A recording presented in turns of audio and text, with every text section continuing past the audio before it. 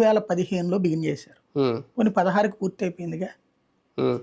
19 దాకా ఎందుకు ఇవ్వలేదు అంటే ఇవ్వాలన్న ఉద్దేశం లేదు. వాళ్ళు అంటే డెవలప్మెంట్ అవ్వలేదు. అంటే లాజికల్ గా వాళ్ళు చెప్పిన దాని ప్రకారం చేసుకుంటే అవ్వడం కాదండి. డెవలప్మెంట్ ఇవ్వాలంటే హైదరాబాద్ అయ్యాక ఇవ్వాలంటే 100 ఏళ్ల తర్వాత. మరి వాళ్ళకి ఇచ్చిన హామీ ఏంటి? డెవలప్మెంట్ చేసిన అది అంటే ఏంటి? రోడ్డు వేయటము, మౌలిక సదుపాయాలు. అది ఏముంది బోధ? ఎందుకు లేదు కదా, అక్కడ ఏం చేయలేదు కదా. ఎందుకు చేయలేదు?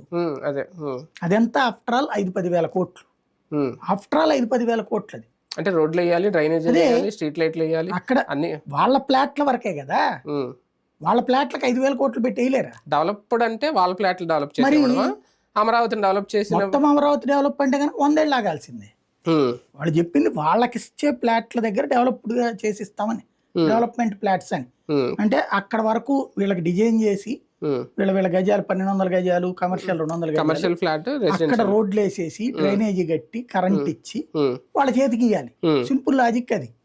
అది పెద్ద కష్టమేం కాదు. 5,000 కోట్లు చాలు, చేసేయచ్చు. పెద్ద టైం కూడా పట్టదు. ఎందుకని చేయలేదు? ఒక బిల్డర్ ఎన్నాళ్ళు పడుతుందండి? బిల్డర్ ఒక వెంచర్ వేస్తే ఎంతసేపు పడుతుంది? 3 నెలలు ఈడ్చిపెడితే అంతే. గవర్నమెంట్ ఇంకా ఫాస్ట్ గా చేయొచ్చు. ఏంటి బాధ అసలు? అక్కడ ఆపేవాడెవడు? ప్రాక్టికల్ గా దాన్ని చెయ్యాలన్న ఫీలింగ్ లేదు అక్కడ. అంతే. ఒక రకంగా ఏం ఫీల్ అయ్యారంటే, మీ చేతిలో డబ్బులు ఉన్నంతసేపు మీరు ఎవరి మాట వినరు.